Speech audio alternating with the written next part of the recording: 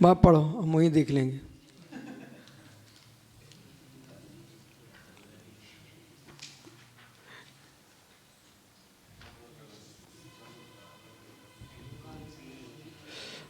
आचार्य प्रवर भगवत सोमदेव सूरी ग्रंथराज नीति वाक्यामृत में सेनापति समुद्देश में यहाँ पर समझा रहे हैं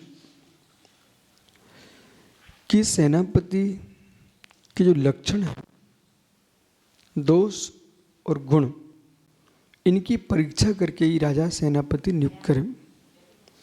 तो दूसरा सूत्र चल रहा है स्त्री जित मुद्दत्यम, जो स्त्रियों के कटाक्षों से, स्त्रियों के हाव भाव से, विलास से प्रभावित होता है तुरंत ही, ऐसे व्यक्ति को सेनापति न बनाया जाए। इस सेनापति का दोष है। कोई ने एक युग कोई भी चलता हो, राज्य विभूति के पीछे आदमी कुछ भी करने को तैयार है। वो पता कर लेता है यहाँ का सम्राट को क्या पसंद है। रासलीला पसंद है, वो कमजोरी पकड़ता है। तो ऐसे कई देशों के नेताओं के साथ भी होता है। मूल्य शराब की बाटलें भेज दी और सुंदरियां भेज दी और हस्ताक्षर कर लिए। एक सुख के पीछे पूरे राज्य देश के हस्ताक्षर आपने उल्टे कर दिए।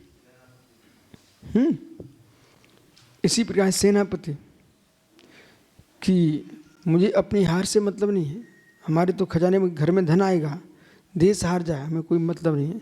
ऐसे लोगों को सेनापति बनाए क्या लाभ, जो अपने प्राण देने के लिए तैयार हो जाए पर देश की रक्षा में उतरे। ऐसा आदमी सेनापति की योग्य है। बहुत सारे लोग नीतज्ञ नहीं होते, समझदार नहीं होते। राजदूत और जासूस ये बड़े समझदार लोग बना के भेजे जाते हैं। अब जासूस को देखो, बेचारे को पकड़े जाओगे तो हम अपनी पहचान नहीं बताएंगे, हम तो अपने देश का स्वीकार नहीं करेंगे। कितने देशभक्त आदमी हैं, चलो हम मर जाएंगे लेकिन ना कोई हमें पहचानेगा नहीं। जासूस की बात कर रहा हूँ। अब शांतला में चट्टल का सबसे बड़ा जासूस का काम करती थी, चट्टल का। तो सबसे बड़ी जासूसी थी, मतलब उसने कितने काम बनाए उनके बिट्टे देव के। ऐसे आपके देश में भी बहुत सारे जासूस हैं, पूरे देश की रक्षा कर रहे हैं। कहीं पागल बन के घूम रहे हैं, कहीं भिखारी बन के घूम रहे हैं, ऐसे तो घूमना पड़ता है। मनुष्य सागर कहते टीकमगढ़ में माज मंदिर के सामने एक चाय की दुकान थी। उसके सामने एक आदमी नाना प्रकार से पड़ा रहता था। बाद में जब कोई काम कोई वो कर रहा था जासूसी, जैसे राष्ट्रपति पुरस्कार मिलना आपको, तो उसके लिए भी जासूस लगाए जाते हैं कि इनका चरित्र क्या है, इनका आगे पीछे का क्या है। ऐसे पुरस्कार नहीं दिए जाते। तो ऐसा रहता है। एक दिन वो उसका समाज काम पूरा हो गया, फिर बोलता है जब सज के आया बढ़िया अपनी वर्दी पर, वही आदमी कहता, साहब क्यों सर आपने मुझे चाय का कप मारा था। ऐसे बड़े बड़े रोडों पर मैंने देखा कि यहाँ से हाईवे प्रारंभ हुआ, वहाँ एक पागल आदमी बैठा, वो हाईवे जहाँ अंत हो रहा वहाँ भी एक पागल आदमी बैठा। वो पागल नहीं है, कई जगह ऐसी बन के बैठना पड़ता उनको।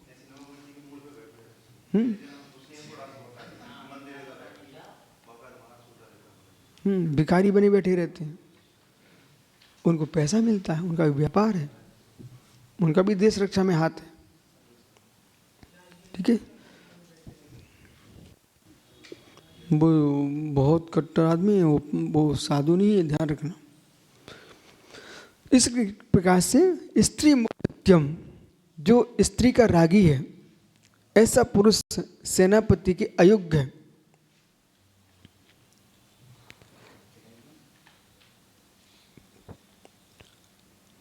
पर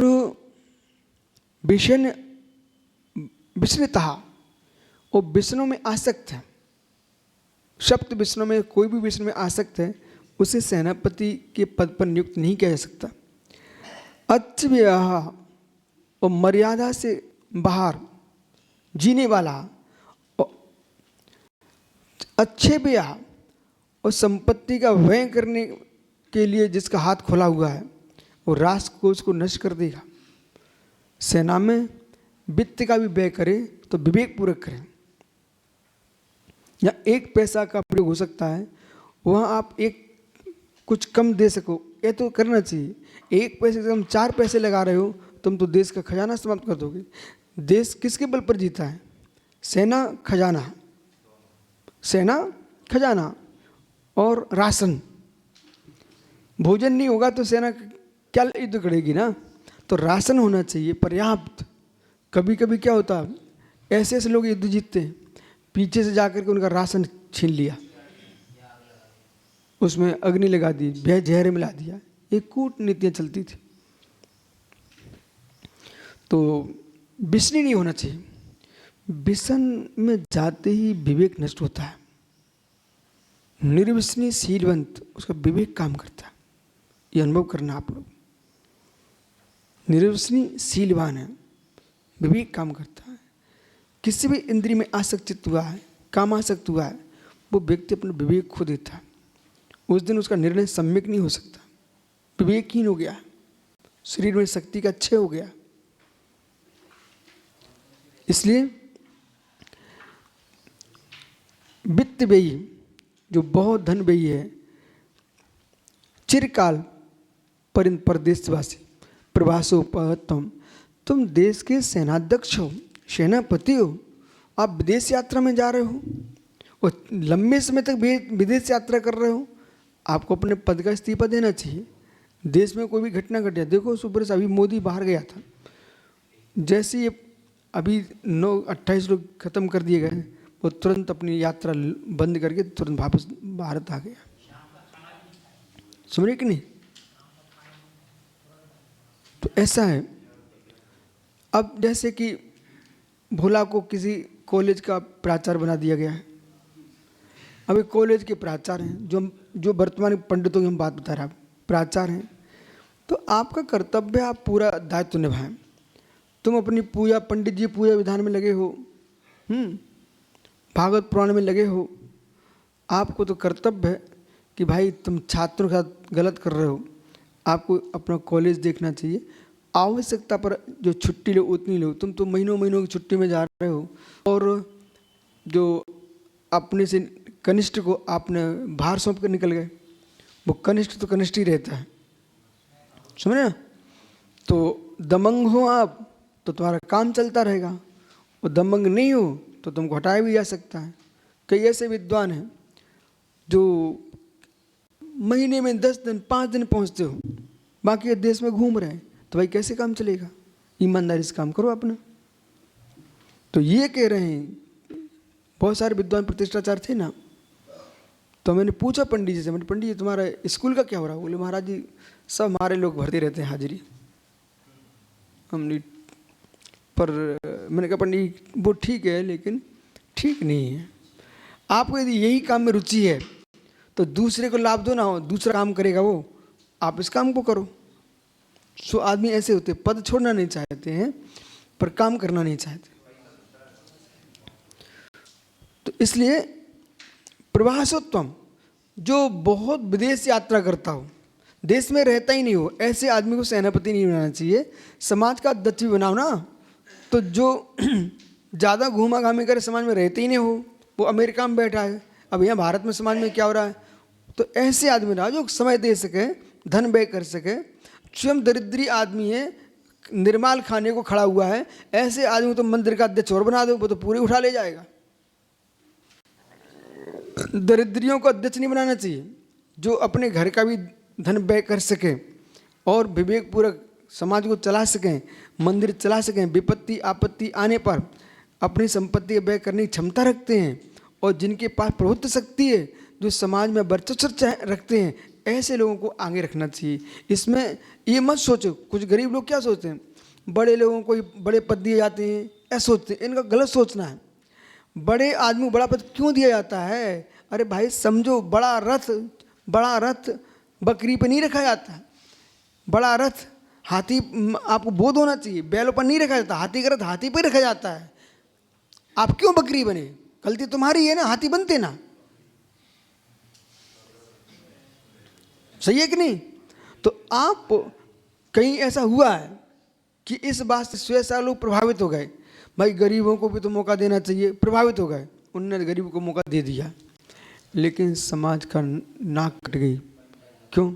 सब सेठ दूर, तुम करो अब ना। अब आ गया खर्च, कोई मुनि संघ आया तो ये व्यवस्था नहीं बना पाए। और भी लोग, जो बड़े लोग थे ना, वे देख रहे थे, भाई करने दो इसको, बेचारा क्या करता, वो गरीब आदमी था। फिर गरीब के अंदर नीति की योग्यता होना चाहिए, वो सफल हो सकता है, वो हमसे मिले। जितने बड़े लोग पहले अध्यक्ष थे उनका सम्मान रखे बराबर, वो हर दिन उनसे बात पूछे। आजकल तो मोबाइल फोन है, उससे बात कर लो। अब क्या करना है, इस बात को कैसे किया जाए, ऐसे किया जाए, और वो काम उन्हीं के टोपी पे सुना दो, तुम अध्यक्ष बनी रहो। समझ रहे कि नहीं? तो ऐसे आप अपना पद बना सकते हो। अब तुम्हें उनका सम्मान भी नहीं दे, बोले अकड़ रहे हो, बोले इनने बहुत हमें सताया था, अब मैं अध्यक्ष हूँ, लेकिन तुम फेल हो जाओगे। कुछ कुल ऐसे हैं जो राज्य कुलीन रहे हैं पहले से, तो उनका ध्यान रखना चाहिए। बहुत सारे लोग राजनेता बने, मुख्यमंत्री बने, परंतु जो परंपरा से राजा थे उनका अपमान करके रखा, राज नहीं चल पाया। समझ गए? राज नहीं चल पाया, हट गया राज। किसी भी क्षेत्र में जा, माना कि ये 3 सागर हैं, अभी मुनिराज हैं, आचार्य बन गए, फिर भी देख रहे अच्छा कौन कौन से आचार्य हमें सताते थे, कौन कौन से मुनि हमें सताते थे, अब मैं देखता उनको। समझ रहे कि वे सब छोड़ के भग जाएंगे बेटा, ऐसा करना नहीं अपन को। तो अच्छा, प्रवासोपत्तम तंत्री प्रतिकार, एक तो बहुत प्रवासी हो, दरिद्र, सेना अपराधी, सैन्य अपराधी, तंत्र प्रतिकारा, सर्वेशा विरोधा। दरिद्री को भी कभी सेनापति न बनाए। देखो वही विषय सामने आ गया। दरिद्री होगा ना, वो कुछ नहीं, देश के अस्त्र शस्त्र बेच खा जाएगा। बोले चल रहा युद्ध, और युद्ध की सामग्री बाहर से मंगाई जा रही है, उसने बीच में टैंक बेच दिया। हुआ कि नहीं? अभी एक देश में, 2 देश में युद्ध चल रहा है सुब्रसार, वहाँ के ही सैनिकों ने दूसरे देश को टैंक आए थे सहयोग के लिए, उसने बेच डाले। पूजा की सामग्री आती ना, कब पुजारी बीच में ही बेच डाले। अब आश्चर्य मत करो। हाँ, बहुत सारी सामग्री गायब हो जाती, सोने चांदी सामग्री गायब, 1 बोरी सोना गायब। समझ ना? तो ये कहो मत सर्वासागर, ऐसा सत्यासार करवाना नहीं है ऐसा। ठीक है, अभी ये आगे और चलेगा, शेष आगे विचार करेंगे। ऐसे लोगों को मुखिया नहीं बनाना चाहिए जो दरिद्री हैं, धन के लोलुपी हैं, जिनके घर में दाना नहीं है, वे अपना घर भरने की कोशिश करेंगे, देश की रक्षा का भाव नहीं रखेंगे।